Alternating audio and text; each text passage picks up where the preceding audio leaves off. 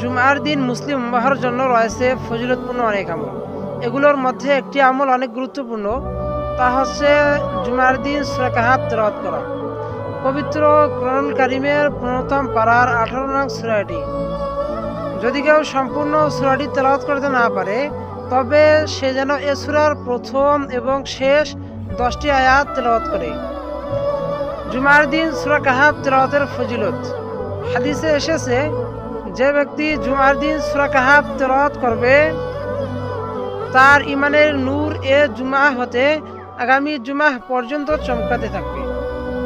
আর এক হাদিসে এসেছে, যে ব্যক্তি সূরা কাহাফের প্রথম 10টি আয়াত মুখস্থ করবে, তাকে দাজ্জালের অনিষ্ট হতে নিরাপদ রাখা হবে।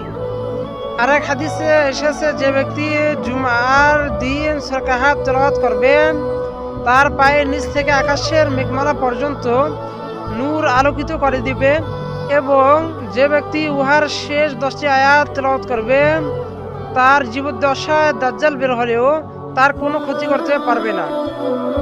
আর এক হাদিসে এসেছে, যে ব্যক্তি জুমার রাত্রিতে সূরা কাহাফ তেলাওয়াত করবে, তার জন্য সেই অবস্থানের জায়গা হতে পবিত্র মক্কা পর্যন্ত একটি নূর হবে। আর এক হাদিসে এসেছে, যে ব্যক্তি জুমার দিন সূরা কাহাফ তেলাওয়াত করবে, কিয়ামত দিবসে তার পায়ের নিচ থেকে আকাশের মেঘমালা পর্যন্ত একটি নূর হবে, এবং 2 জুমার মধ্যবর্তী গুনাহ মাফ হবে, এবং 2 জুমার মধ্যবর্তী গুনাহ মাফ হবে, এবং 2 জুমার মধ্যবর্তী গুনাহ মাফ হবে।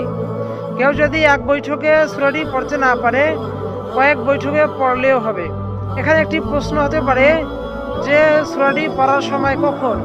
উত্তর হচ্ছে, বৃহস্পতিবার দিন শেষে সূর্য ডোবার পর শুক্রবার সূর্য ডোবা পর্যন্ত যে কোনো সময় এই সূরা কাহাফটি তেলাওয়াত করলে হাদিস অনুযায়ী আমল করা হবে ইনশাআল্লাহ।